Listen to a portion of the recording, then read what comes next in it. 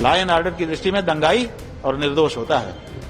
तो अगर दंगाई चिन्हित करके पकड़ लिए जाए और लटका दिया जाए, माने कड़ा दंड दिया जाए, रूह कांप जाएगी। लेकिन सरकारें ये नहीं करती। देखिए, वक्फ जो है वो राजनीति की ही देन है। किसी समय राजनीतिज्ञों ने ही उसको मान्यता दे दी थी। विशेष करके जब भारत पाकिस्तान में अदला बदली हो रही थी, तो जो मुस्लिम यहां से जा रहे थे वो चालाकी कर रहे थे। क्या चालाकी कर रहे थे कि हम चले जाएं और हमारी जमीन हमारी ही रह जाए, तो हम वक्फ कर दे रहे हैं। तो बताइए, तो आप जा रहे हैं तो वहां जाके हिंदुओं की प्रॉपर्टी पे आप काबिज होंगे, तो आप यहाँ तो अपनी छोड़ के हिंदुओं के लिए जाइए। तो ये हिंदुओं के लिए छोड़ी जो जगहें थी उनको वो वक्फ कर गए, और वक्फ कर करके उस पर बोर्ड के माने मुसलमान ही काबिज हो गए। तो ये उनको फिर मान्यता भी दे दी गई, बोर्ड को मान्यता दे दी गई, सरकार ने उनके लिए एक नियम बना दिया, संरक्षण दे दिया। तो ये राजनीतिक संरक्षण के कारण वक्फ बोर्ड के बाद इतनी संपत्ति आ गई, जबकि उस पर अधिकांश पर हिंदुओं का दावा था, क्योंकि जो पाकिस्तान की ओर से हिंदू आए थे उनको उस जगह को आवंटित किया जाना चाहिए था। अब हो गया। अब वक्फ का मतलब है देवोत्तर, भगवान को, खुदा को समर्पित। खुदा तो सीधे आके जमीन पे रहता नहीं है, वो जमीन पे रहने वाला चीज भी नहीं है। वो खुद ही कहते हैं कि काबा के ऊपर 7वें आसमान पे रहता है। तो वो तो वक्फ कर दिया आपने, उसको समर्पित कर दिया, वो तो कभी आके रहेगा नहीं। वो क्या करेगा, अपने बंदों को कहेगा कि आप यूज करो, माने मुस्लिम समाज के हक में उसका उपयोग होना चाहिए।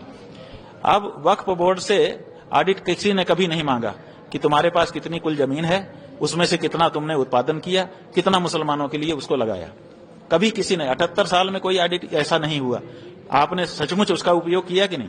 12 साल तक अगर कोई खेत परती रह जाता है तो ये राज्य की सरकारें उसको राजसात कर लेती हैं कि नहीं? परती रह जाने पर कि परती है, आप जोत बो नहीं रहे हैं इसलिए हम राजसात कर लेंगे। अब 78 साल से इनकी जाने कितनी जगहें परती पड़ी हैं, आपने कभी राजसात नहीं किया। आपने कहा कि वक्फ बोर्ड का ही नियम चलेगा। अब आप राजनीतिक दृष्टि से संरक्षण देते रहे, अब राजनीति बदल गई। अब राजनीतिक दृष्टि से उसमें संशोधन करना चाह रहे हैं। संरक्षण भी राजनीतिक लोगों ने किया, संशोधन भी राजनीतिक लोग कर रहे हैं। मुसलमान ही इसमें कहीं ना कहीं कारण है। अब मुसलमान एक तरफ सौगाते मोदी ले रहे हैं, तो जब सौगाते मोदी हाथ फैला करके आप ले रहे हो, सेवैयां बना के खा रहे हो, तो ये भी तो सौगाते मोदी ही है। इसको इनकार क्यों कर रहे हो, थू थू क्यों कर रहे हो? ले लो। तभी तो मुर्शिदाबाद जैसी घटना हो रही। भाई, मुर्शिदाबाद जैसी घटना कोई भी करे, मुर्शिदाबाद जो है, देखिए ये जब लॉ एंड ऑर्डर का सवाल आ जाता है, उसमें जब कोई मुस्लिम हिंदू कहता है तो हमको बिल्कुल समझ में नहीं आता। लॉ एंड ऑर्डर की दृष्टि में हिंदू मुस्लिम नहीं होता है। लॉ एंड ऑर्डर की दृष्टि में दंगाई और निर्दोष होता है। तो अगर दंगाई चिन्हित करके पकड़ लिए जाए और लटका दिया जाए, माने कड़ा दंड दिया जाए, रूह कांप जाएगी। लेकिन सरकारें ये नहीं करती हैं, और सरकारें ये नहीं करती हैं जिसके कारण राजनीतिक लोग ये सब बीच बीच में करते रहते हैं, निर्दोष जनता भरपाई करती रहती है। अब वहां हिंदू मुस्लिम की राजनीति आ गई है। भाजपा हिंदू की राजनीति करेगी, ममता मुस्लिम की राजनीति करेंगी। मारा कौन जाएगा? कुछ हिंदू कुछ मुसलमान, ज्यादा हिंदू कुछ मुसलमान। पार्टी के नेता कह रहे हैं कि मंदिरों में वो का कुछ नहीं हुआ। भाई, मंदिरों में तो ताकत नहीं है। आपके कहने से हम मान ले रहे हैं थोड़ी देर के लिए कि ताकत नहीं है, टूट गए। तुम्हारे माता पिता में एक भी ताकत नहीं थी, उन्होंने क्यों नहीं रोका? तुम्हारे दादा दादी परदादा परदादी कोई तो रहे होंगे, उन्होंने क्यों नहीं रोका कि हमारे देश में तुम बाहर से आए हो, आक्रमणकारी हो, खबरदार जो किसी को छुआ। हम तो मस्जिद को भी बचाते हैं, आप तो सबको बचा रहे हो ना, तो आपने मंदिर को क्यों नहीं बचा लिया? आप तो राजनेता हो, आपकी दृष्टि में तो सब होना चाहिए। तो अगर आप मंदिर में कह रहे हो कि शक्ति नहीं है, तो मानना पड़ेगा कि आप परदादा परदादी में भी शक्ति नहीं थी, परनाना परनानी में भी शक्ति नहीं थी। उन्होंने ये सब देखा अपनी आंखों के सामने होता हुआ।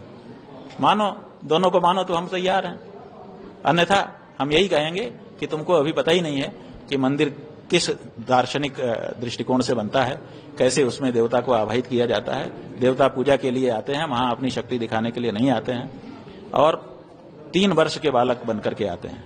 जो धर्मशास्त्र है उसमें भी 3 वर्ष से छोटा बालक हमारी मूर्ति माइनर मानी गई, और आज का जो कानून है भारत का उसमें भी माइनर मानी जाती है। इतना छोटा कि खुद नहा नहीं सकता, खुद कपड़े पहन नहीं सकता, इसलिए भगवान को हमको नहलाना भी पड़ता है, कपड़े भी खिलाने पड़ते हैं, पहनाने पड़ते हैं, श्रृंगार भी करना पड़ता है, सुलाना भी पड़ता है, जगाना भी पड़ता है। तो जब हम इतना छोटा बच्चा मान करके उनकी सेवा कर रहे हैं, वो क्यों ताकत दिखाएंगे? ताकत तो बड़ों को दिखानी चाहिए ना। सरोज जी को ताकत दिखानी चाहिए, वो तो दिखा नहीं रहे।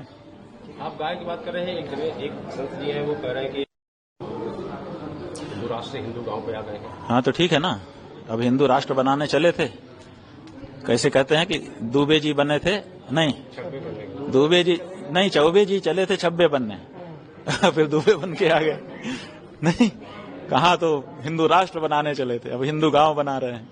अब हिंदू गांव आप बनाओगे, जिस गांव में आप बना रहे हो, पहले से वो जो जमीन आपने ली होगी हिंदू गांव के लिए वो किसी गांव की जगह है, तो जिस गांव की जगह में आप हिंदू गांव बनाने चले हो वो गांव हिंदू गांव है कि नहीं है ये बताओ। और अगर वो गांव हिंदू गांव नहीं है जिसमें तुम्हारा बागेश्वर धाम इतना विशाल बना हुआ है, इतना प्रतापी, इतना सिद्ध, तो वो गांव जब हिंदू नहीं हो सका तो तुम्हारे द्वारा बनाया गांव हिंदू कैसे हो जाएगा। वो ठीक है, राजनीति के लोगों के अंदर यही तो ताकत है, राजनीति के लोगों में ये ताकत है कि वो जहां चाहे भीड़ इकट्ठा कर दें। अभी आपको पकड़ लेना पुलिस तो आप फोन मोन भी करोगे तो 4-5 दोस्त आएंगे आपके थाने पर, और किसी नेता को पकड़ लेना 1000 लोग इकट्ठा हो जाएंगे। वो 1000 लोग इकट्ठा करने की ताकत ही उनकी ताकत है। तो जो वो जिसके पीछे हो जाते हैं उसके पीछे भीड़ खड़ी कर देते हैं। स्वयं धीरेन्द्र शास्त्री ये नहीं कर सकते, कोई भी नहीं कर सकता। तो राजनीति है, वो अपनी ताकत दिखाती है।